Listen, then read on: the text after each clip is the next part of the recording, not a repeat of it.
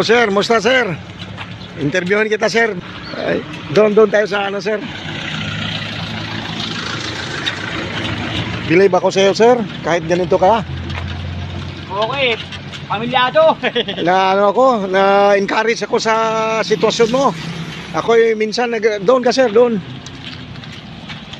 Nagreklamo ako sa buhay ko pero nang nakita kita ay lumakas ang loob ko sir.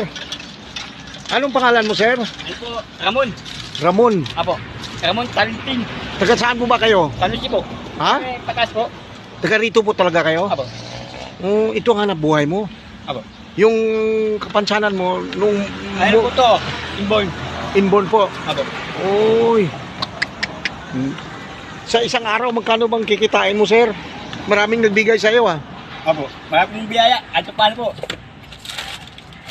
Ano po? Pagka nakatamba, ihatid. Isang araw. Apo. At marami pong nagbigay sa iyo ano? Apo. Nakakatapa po na ano na rin. Dahil sa alam mo sir, Ramon. Apo. Ramon Talinting. May asawa po ba kayo sir? Meron po. Ilan pong anak nyo? Ano po? Apat. Na, Ano po? Puro lalaki. ay mga malalaki na. Ano po? Mga nag-aaral na po. Isang grade 6, isang grade 5 po, sa isang grade 2. Tapos yung picture ko, kinder. Ang asawa mo ay nasa bahay siya ang nag-alaga ng mga anak mo. Matagal na po kayo na ganito sir? Po?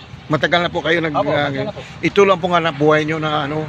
Mabuti kayo hindi kayo nagpalimos o ano. Di naman po. Oo. Kasi yung una po naging hanap buhay ko, wala pa po asawa, binata pa po ako, ano ko. Masama biyan ng jeep, konduktor. Mm. Tapos po, mga nagtanong ng konduktor, spider na po sa labang. Opo. Alabang sa nasig. Oo.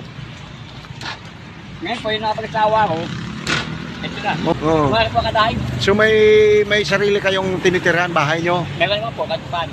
Hindi po kami nangungupahan. Mga anak mo ay makatulong yan sa iyo pag malaki na. Kala nga po. Oo, naaral sila. Abu Saida, magkakaroon ng tigil, dahil yan ang nangyano sa inyo. Araw-araw nandito po kayo. Apo, araw-araw. Hanapin ko kayo dito kahit ako'y hirap din pero nung makita kita sir. Sige sir, pagpalain kayo ng Diyos. Sana ay na-encourage ako sa iyo at sana ay magkita pa tayo ulit para malay mo makatulong ako sa iyo. Sa ngayon, hirap din ako pero meron din konti. Huwag lang kayo mawala ng pag-asa, patuloy lang. At sana ay malapit din kayo sa Panginoon. Ako naman po ay sana may ibigay akong ano sa iyo. Ay may ibigay akong isang maliit na libro sa iyo. Tanggalin ko ito.